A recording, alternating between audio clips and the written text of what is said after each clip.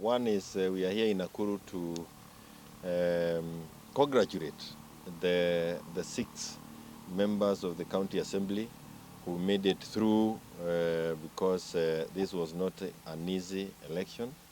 It is one that we went through digging of an industrial scale. And to see 6 who went through, I think it is important for us to say congratulations, and that's why I'm here as the SG of Jubilee. Kusema congratulations to our MCA for Menengai East, ambaye tunamuita wa Jeff.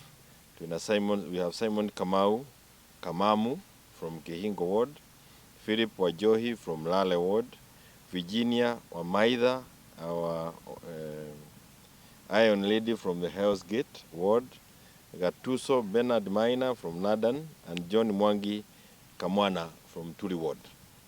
These are 6 of the MCAs who made it through, and I want to again say this was not an easy thing. For those of us in Jubilee, we encountered something that we never thought we would ever encounter, and we hope it will never again happen to this country.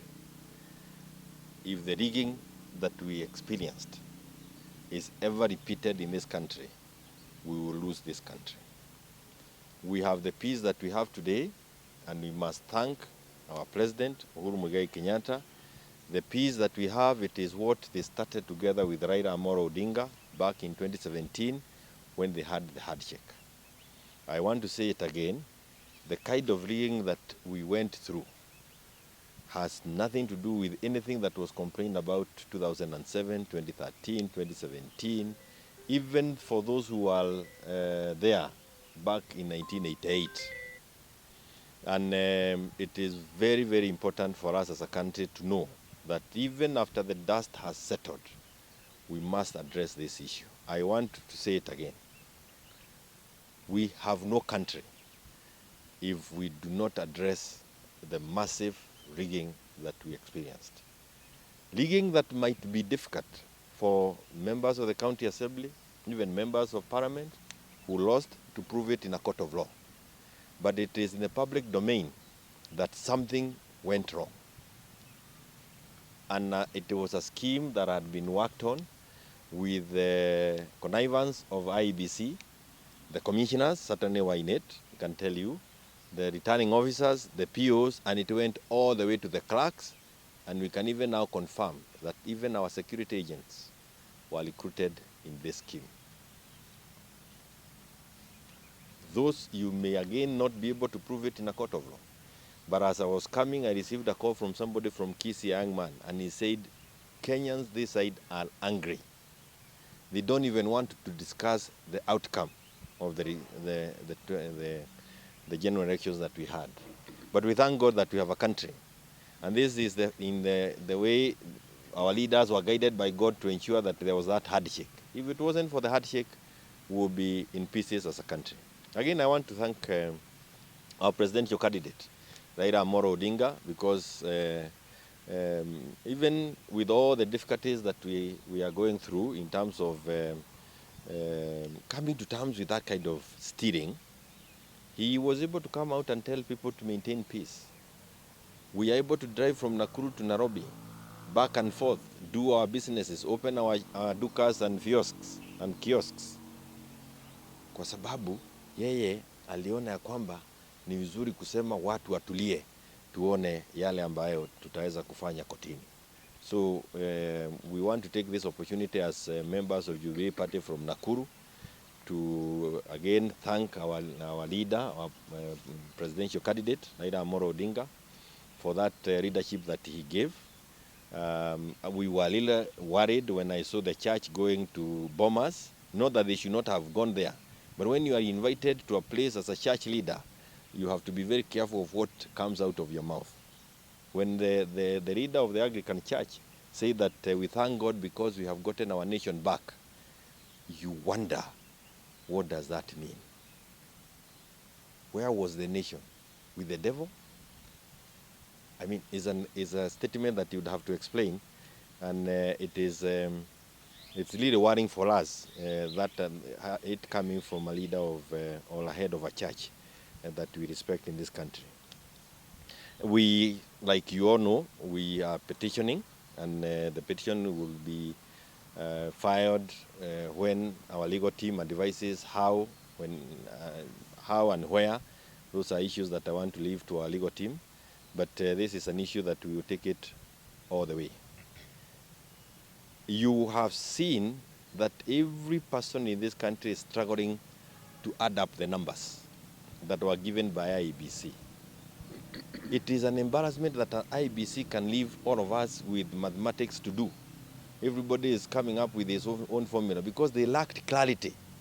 And the requirement of our constitution is that our elections must be conducted in the simplest manner possible, the manner that is easily understood, and the manner that allows us to continue having known who is our leader. The fact that IEBC has thrown us into a quagmire is already an indication that something went wrong, and we hope that the courts will address this issue properly. We need them to ensure that we carry on. In any case, we expect that when the courts cause off this thing or cause some people to order, because that is what we expect as Azimio, those who may be seen like they are celebrating will also have the decorum.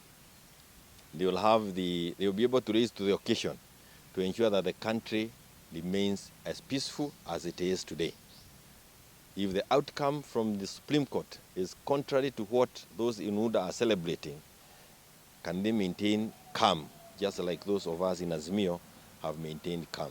I have every reason to believe that this will be overturned by the Supreme Court.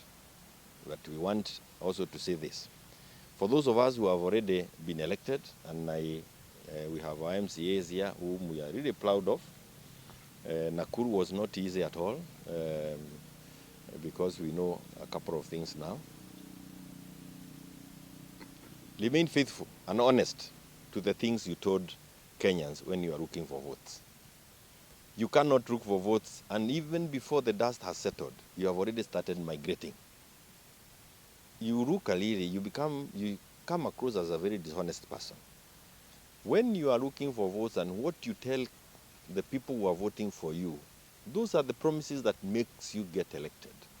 They are the promises that deny others an opportunity.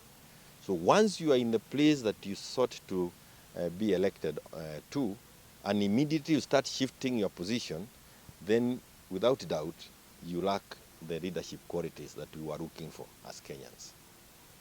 And for the sake of just letting those in Jubilee know, we in Jubilee, if we get your waywardness behavior as a member of parliament or member of the county assembly, if we see you moving from one end to the other, remember we had pre-election coalition agreements, which we want to remain faithful to. And if we are to make any changes, we will make changes as a party and with the involvement of all who are concerned. Those who are already thinking of moving, and I believe I can tell you within Jubilee, we do not have that. It is a propaganda. Know that you risk losing your seat, whether at the county assembly or at the parliamentary seat, because the law provides that. For the independent candidates, this is just for free advice. If you are elected as an independent candidate, you must remain independent for 5 years. If you make a mistake of affiliating yourself to any of the parties, including Jubilee, you risk losing your seat. Any Kenyan voter can go to court and challenge your continued stay as an elected member of whichever organ it is. Because you told people that I don't believe in this or that, I want to be independent. Voting on the floor, you are allowed to vote either way. You can vote either way, but you cannot be seen to affiliate with any of the political parties that are in existence until after the end of the term of 5 years. Or until after you have resigned, gone back to the people, and they've allowed you to come with the colors that you now prefer. When you are determining the majority of who is the majority, or which party constitutes the majority, either within the county assembly or within the National Assembly, within the Senate. That does not take into account the independent members. Let me repeat. The independent members, whether you shift allegiance now, does not alter the party that forms the majority in any of the assemblies that are going to be constituted in the coming days. What will be counted are those who are voted on a particular party. So I see the Deputy President, Lily, again, just with the same behavior, conning some young people who are elected in parliament that you can move. You cannot. In fact, those young people risk losing their seats even before they are sworn in, because they have already given grounds for petition. And if they are being petitioned from where they were elected, this becomes another ground in the petition. And I think it is good. Kama we ni kiongozi na ulichaguliwa, be calm. Why is the hurry? Be calm. Leaders are supposed to take stock of things before you rush into decisions like I can see people doing. We have our coalition partners as Azimio. Again, let them also know that the documents we signed before the 9th of August elections are binding. You cannot jump into another coalition agreement while you have not terminated the other one. The process of termination is provided for in those agreements. But again, it is good to see if you were elected yesterday on a given platform with a coalition agreement of a nature, and today you are moving to another, it also tells you that in future, those are not people you can depend on if you want to make any progress as a nation. I thank you. When Kenya Kwanza went to the ballot, there was nothing like Kenya Kwanza, as opposed to Azimio. It was really another way of conning Kenyans. When they realized that this Azimio formation is what makes sense in the country with 42 tribes, they then came up with something just to hoodwink Kenyans. There is nothing like Kenya Kwanza in the legal documents. There is only UDA, there is only, which are the other parties there? Hata wewe una struggle kutafuta. Hizo zingine, wale wenyewe wanajijua. But there is only UDA. So when you move to that side of the divide, you are either joining the TSP, you are either joining Chama, yes, the Chama Chakazi, or you are joining UDA. If you do that, you occasion a petition in your area immediately. And I tell you, you will only be struggling in the corridors of law, the corridors of judiciary and of the courts. But you'll have already committed that final mistake. If you want to run, ask Senator Kebiro during the last term of parliament. He lost it because he joined Jubilee, and he was only retained because of the technicalities in court and the times the court takes before a hearing is done. But you lose it even from the lower court, like that. But, we'll be able to bring it out clearly to the judges at the Supreme Court, the malpractices that were occasioned on Kenyans by UDA, and we hope that they will look at it with that eye that is keen on what does it become of Kenya hereafter.